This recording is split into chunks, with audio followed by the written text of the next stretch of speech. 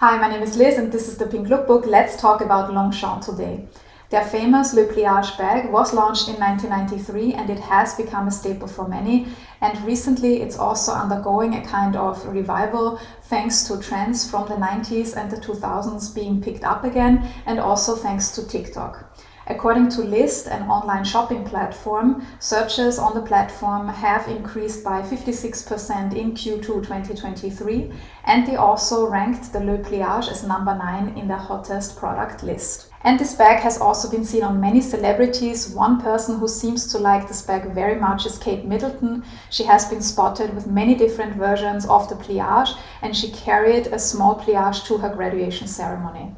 Further fans are Alessandra Ambrosio, January Jones, Katie Holmes, or here Miley Cyrus with a version of the pliage designed by fashion designer Jeremy Scott. We may discuss if the pliage is a luxury bag for the reason of its price, material, and also the overall branding and marketing strategy of Longchamp, but I have to say I find them very versatile, easy to maintain and quite sturdy. I bought quite a few bags over 20 years ago, which makes me cringe on the inside. I feel very old, but it is a fact and they still look quite nice. Just as a side note here, this is a non-sponsored video, I'm just sharing my personal opinion. Now let's take a closer look at the pliage and the history of the Longchamp brand. In 1945, Jean Cascrin took over the family business, a tobacco shop named Au Sultan, which his parents had founded in 1926, and they targeted the Allied troops with the tobacco, but after the war he saw the need to diversify and he introduced leather-covered pipes, which was then the groundwork already for his leather goods business. Soon Cascrin started to play with his name. Casser means to break, grain means grain,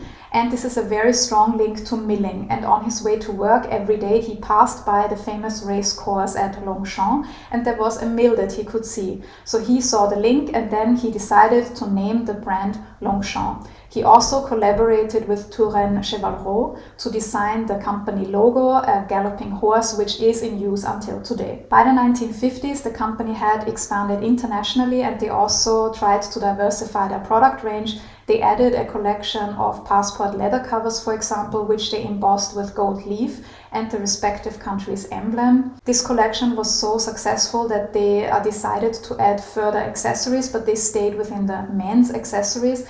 And in the 1960s, they opened their own workshop and they also opened a small shop at Paris-Orly airport. It is quite interesting to see the link with traveling, because by that time the airport had become not only a very important hub for travelers, but also a lot of people came to Orly just to watch the planes take off and land, so this was a very good position for a store. In the 1970s, the company saw the big potential of the women's accessory market, and Philippe, Jean's son, launched the first women's handbag, which became a very big success in Japan.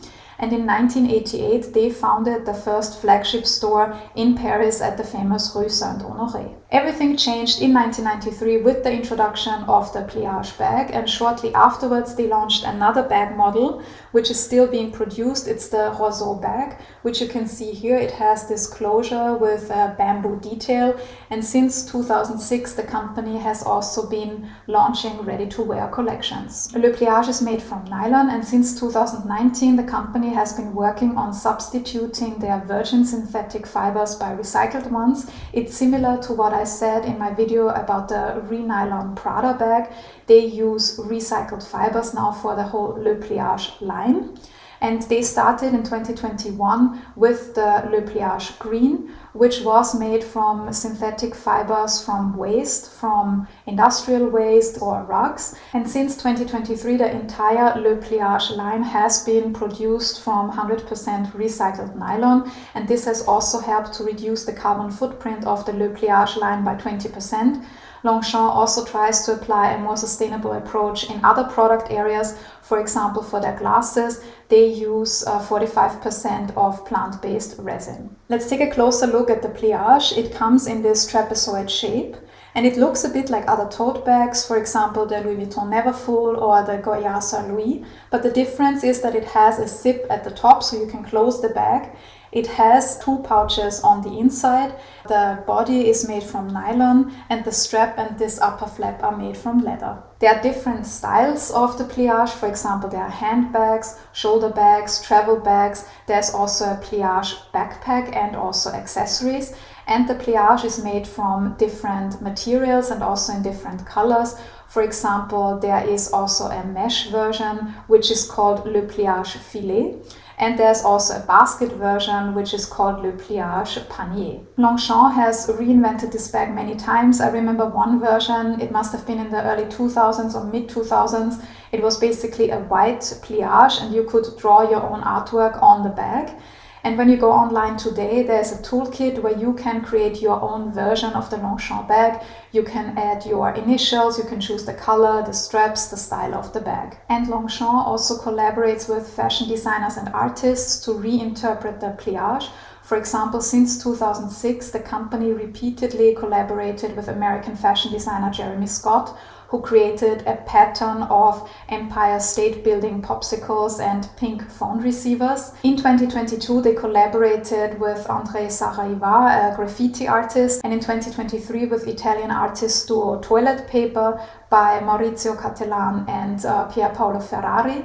And in the same year, they also launched an homage to American artist Robert Indiana. You may know his Love pop art. According to Longchamp, the pliage is inspired by Japanese origami. Philippe Cascrin discovered origami on his travels to Japan, and pliage actually means to fold. And this was the major reason why I got the pliage as well, because you can fold them. I saw my mom use them for her travels.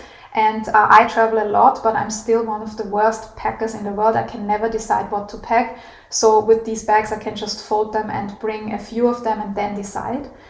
Furthermore, what I like is that they are quite sturdy and easy to maintain. A lot of people recommend to dry clean the bags, but I actually hand wash them, and I use lukewarm water with a bit of soap or dishwashing liquid, and it usually works out nicely. Needless to say, the lighter the color of the material, the more difficult, but I have this example here in cream, which is already quite old, but I think it still looks quite nice. The only thing that I noticed was that the corners at the bottom of the bag started to fray a bit, but I saw that Longchamp offers a repair service against the fee, so I'm actually thinking of trying out this service.